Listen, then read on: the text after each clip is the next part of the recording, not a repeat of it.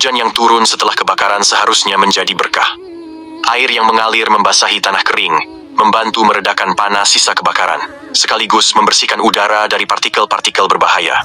Namun, hujan kali ini justru membawa kecemasan baru. Para ilmuwan dan otoritas lingkungan mulai memperingatkan bahaya yang mungkin datang bersama air hujan. Racun kimia yang terbawa dari sisa-sisa kebakaran. Ketika kebakaran besar melanda, berbagai material terbakar dan menghasilkan asap. Tidak hanya kayu atau tumbuhan yang terbakar, tetapi juga bahan-bahan sintetis seperti plastik, cat, dan bahan kimia lainnya yang ada di rumah-rumah, pabrik, atau fasilitas penyimpanan. Kombinasi dari semua material ini menghasilkan senyawa kimia yang kompleks dan seringkali beracun. Asap kebakaran mengandung partikel halus, logam berat, dan senyawa organik berbahaya seperti dioksin. Ketika asap ini terangkat ke udara, ia bercampur dengan uap air dan gas lainnya di atmosfer.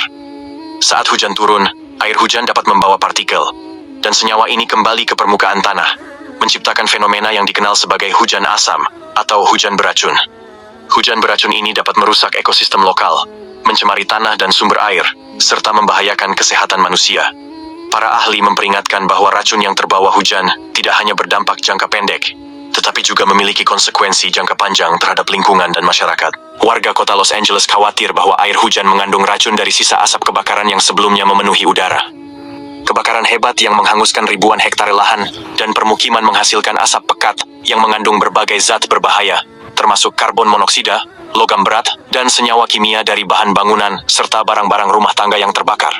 Ketika hujan turun, warga takut bahwa air yang jatuh ke tanah dan mengalir ke saluran air bisa mencemari lingkungan dan membahayakan kesehatan.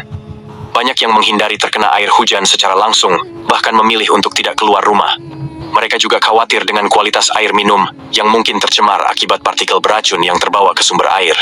Beberapa orang mulai menggunakan air kemasan sebagai tindakan pencegahan, sementara yang lain meminta pemerintah setempat untuk melakukan uji kualitas air secara menyeluruh. Di media sosial, kekhawatiran ini menjadi perbincangan hangat.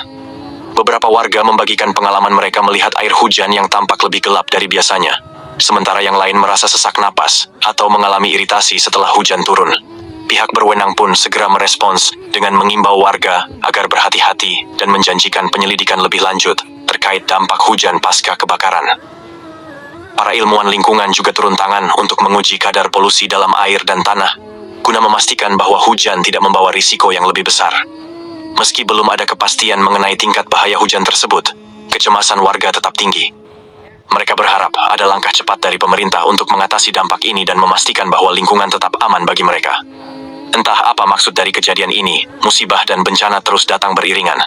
Bencana ini seakan-akan memberi peringatan keras kepada warga kota Los Angeles.